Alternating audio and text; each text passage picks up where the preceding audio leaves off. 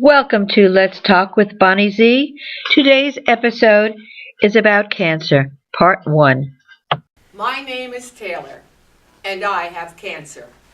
I'm 71 years old, and I discovered my breast cancer after a routine mammogram. Now, ladies, I know we all hate having mammograms, but in this instance, it's saving my life, and I hope someday it will help save yours. I went for a routine mammogram, and the next day I received a call from my doctor's secretary. She said, "Taylor, we'd like you to come back in for another test. Your last test was incomplete, and we'd like to do it again." I said, "What do you mean incomplete?" "Now, Taylor, you know we can't talk about that on the phone. Please come in for another test." "Did you find something?" "Please come in for another test." So the next day I went in for another mammogram. And this time I also had an ultrasound.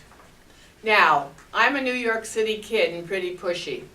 While I was on the ultrasound table, I watched the monitor. I noticed that as my tech was surveying my breast, that every time she reached a certain point, there was a black mark. The others looked sort of whitish, but this black mark kept coming up. After the tech finished, she said, "I need to show your film to our radiologist." He came back in after a few minutes and said, "We would like to do another test on you. A fine needle aspiration biopsy." Now, I have my good friend Sally here, who is my advocate, and in a few minutes she will explain some of these tests in more detail. So anyway, I had this biopsy. 2 days later, I was back in my doctor's office again, and she looked at me and she said, "I have something to tell you." I said, "I already know I have cancer. How bad is it?" And she was a little startled, but she said, "We found it with early detection. Everything depends on detection, and you are so lucky. Yours is very early." She says, "And I know we can beat this." The next day, I met my surgeon. 4 days later, I was back in the hospital again. I had another battery of tests, and then I was operated on. I had what was called a lumpectomy. That means they take the mass out of your breast. I also had a lymph node biopsy. And after my surgery and testing again, they discovered that the cancer was in one lymph node. After the surgery, which is same-day surgery at the hospital, I was very lucky. My daughter took me to her home where I was able to rest for 2 more days. I had soreness under my right arm and on my breast, but it was nothing dramatic. Just means you have to take care of yourself for a few days.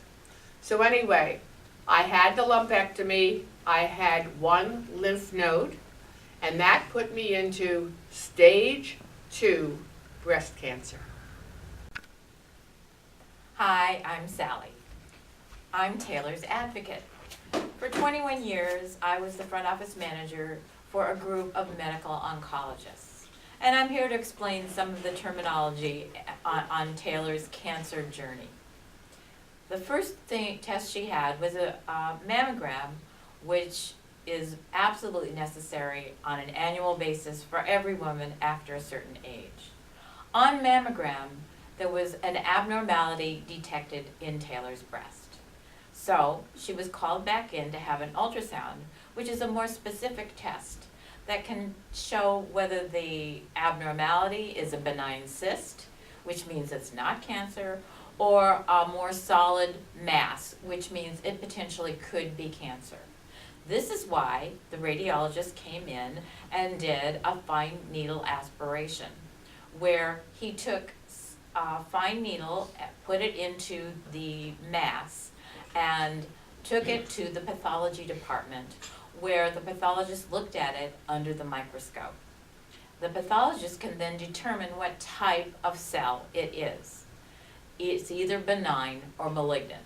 In Taylor's case, it turned out to be malignant.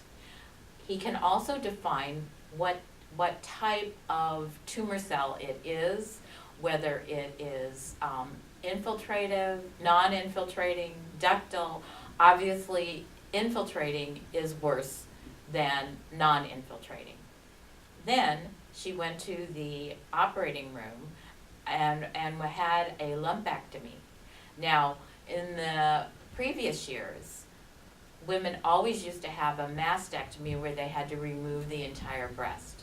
A lumpectomy is simply removal of the tumor and some of the surrounding tissue and the lymph nodes. In Taylor's case, it turned out that one of her lymph nodes was positive.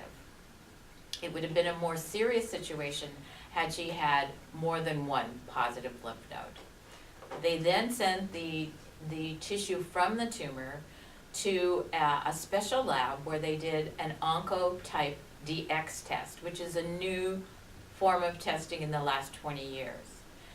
It tells the doctors whether the patient is going to be a candidate for chemotherapy or not. In Taylor's case, the test showed that she did not need chemotherapy. So the good news is Taylor is going to have her lumpectomy, followed by radiation therapy.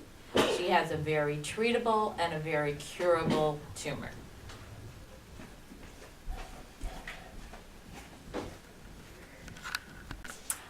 Hi, I'm here to talk to you about support systems. Obviously, you need help when you're going through your cancer treatment journey. The first is obviously your family and friends. It's important to be surrounded by people who are going to support you and give you positive feedback. The second is the internet. In this day and age, we are privileged to have a vast amount of information contained in websites on the internet. There are some very good ones and there are also some very bad ones. So I urge you to be careful in what you look up on the internet because some of them have no basis in scientific fact.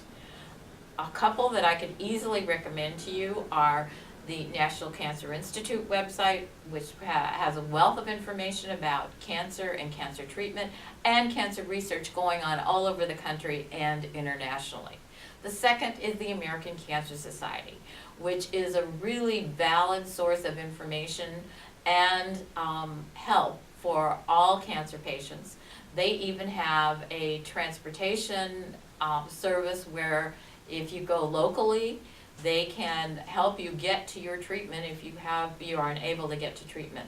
That is one of the many services they provide. Another is through the American Cancer Society. It's called Look Good, Feel Better. It's for women with breast cancer who don't feel like they look very good or they've lost their hair through chemotherapy. And they have a whole program where they give you wigs and turbans and help you do makeup and all those kinds of things. The next thing is your local hospital. Any place that treats cancer patients usually has a support system available to them. Social workers, nurse practitioners, for any kind of problem you might be encountering during this process. It's also many of these places also have a peer group that is facilitated by a social worker or a nurse, but you can share all of your feelings, emotions, everything with people who are undergoing the same situation that you are in. So I think it's really important for everyone who has cancer, who is going through this cancer treatment, to know that all of these resources are available to you today. I'd like to share a little bit more personal insights regarding support group. The first thing you need is an advocate. Now, an advocate is a good friend who you can trust. This is the person who is going to follow you around. They're going to take care of making sure you get to your appointments. They keep a notebook of everything that's being said. You can feel that you can share every emotion you have with them, and they will respect you through your entire cancer journey.